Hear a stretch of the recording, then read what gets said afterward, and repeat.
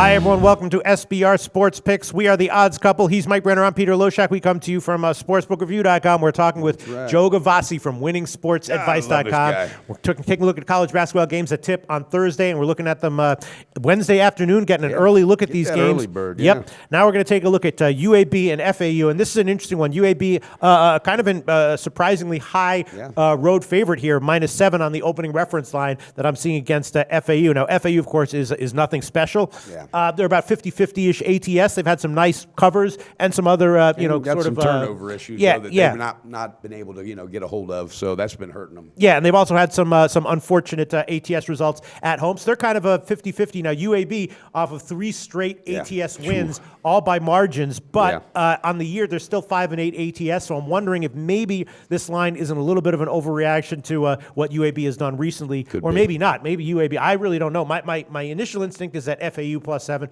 probably the side, but we'll see what Joe has to say about this one. Actually, and you know what? You're right, Pete. With UAB, this is going to be that deciding game if we know if they're worth that value or not. And for me, that's why I'm off of it. But, on the road, being favored by that much, I want to hear what Jumpin' Joe's got to say. Joe, I would be leaning initially to FAU +7, but that's a very, very lukewarm lean. What's your take on this one? Well, let's hope we didn't come to the party too late, because remember the story I've been telling you about James Madison? Yes. Much it's the same is true with Alabama Birmingham. They were the #1 team in the league last year, at least in the regular season, 16-2, went on to play in the NIT, a highly successful season. Former head coach Haas is matriculated to Stanford, and they got off to a very poor non-conference start, much like James Madison, playing a bit of a possum, if you will, in November and December. But once the bell has started for conference play, even though they lost to Conference Bear Mid-10 State out of the gate, they have rebounded with 3 strong performances in their previous games. I think this is a team to ride.